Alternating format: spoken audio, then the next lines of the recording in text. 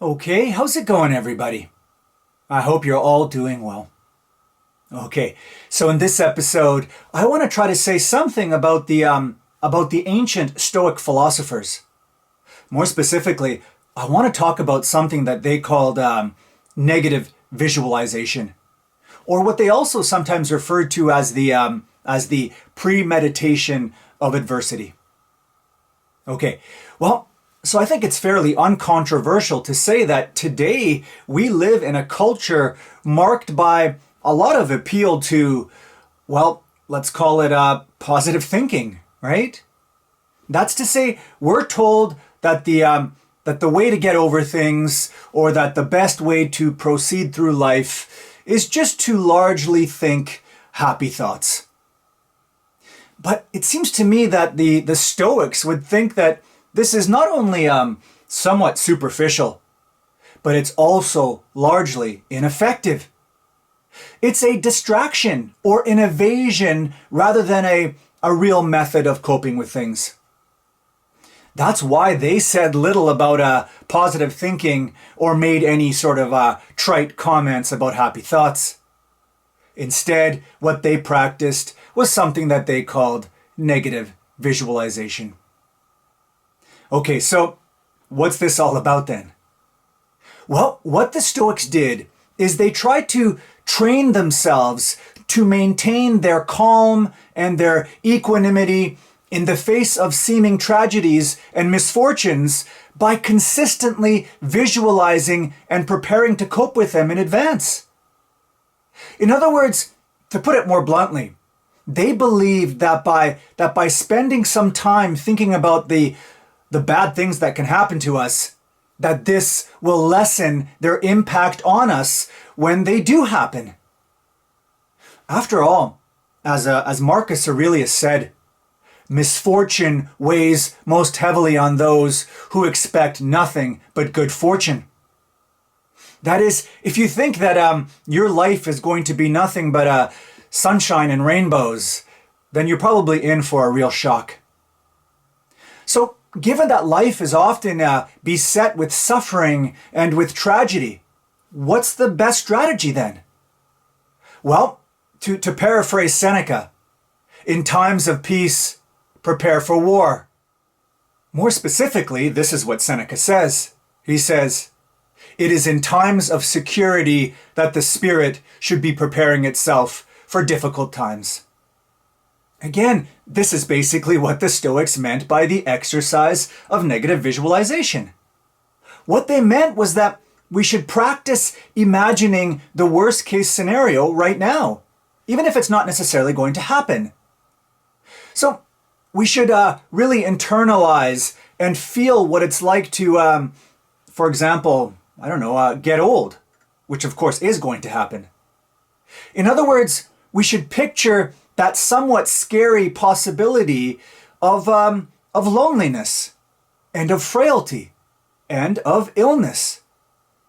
That way, when these things do eventually happen, we're better prepared for them. We're psychologically stronger and less prone to emotional suffering.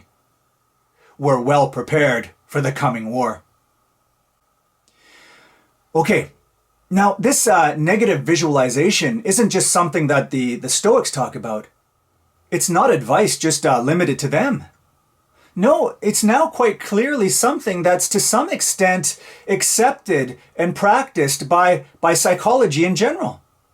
That is, the research seems to show that people who are capable of accepting and internalizing negative thoughts and feelings, without of course being overwhelmed by them, turn out to be stronger and more resilient in the long term than those who avoid such experiences. Now, this is why it's often important to cultivate rational and realistic beliefs and not live in flights of fancy or practice wishful thinking or anesthetize ourselves with happy thoughts. Actually, now that I think about it, it's not exactly the same, but another form that this ancient strategy takes is what has become known today as exposure therapy. Now, exposure therapy says that when we avoid something that we don't like, we sustain a kind of anxiety about it. So what this therapy recommends is that we confront our fears head on, and so reduce the stress that they cause us. So the idea is that if we face our provoking situations in reality and do so in a gradual and a prolonged way, then we will reduce our anxiety about these things over time. Actually, I'm reminded here of something that Rousseau says in his book on education called Émile. What he says there is that children who grow up with spiders don't fear them when they get older. Because they were exposed to them very early on, they go on to develop very little anxiety about them. Now, there's some pretty basic common sense in that, right? Anyway, okay, so back to the Stoics. So there's another aspect to negative visualization that can prove extremely beneficial. And this has to do with taking the time to imagine that we have lost the things that we really value, like our home or our pets or our loved ones. When we do this, when we really internalize the loss of these things, the Stoics say, this will make us value them more than we otherwise would.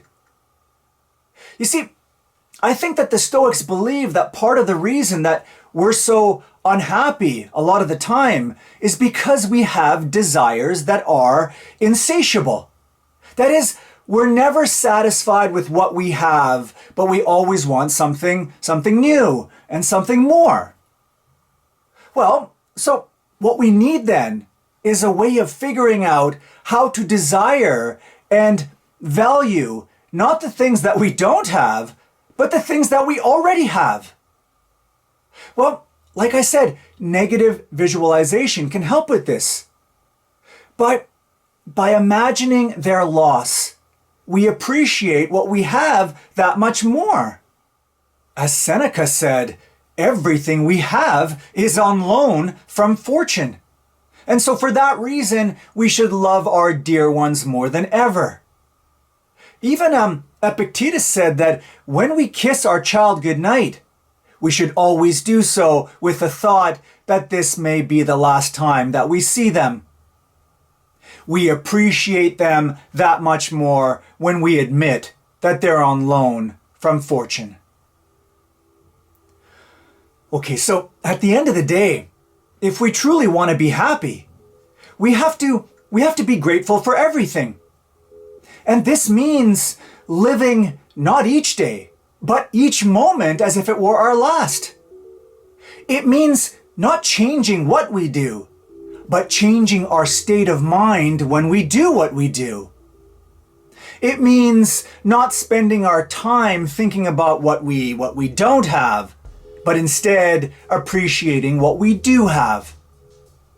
It means recognizing that every time we do something, it could be the last time we do it. A recognition that we'll invest what we're doing with a significance and a passion that would otherwise be absent. Once we really admit to ourselves that what we do may not be repeated, everything we do will become an absolutely extraordinary event. I don't know, it sounds like a pretty good strategy to me. Bye for now.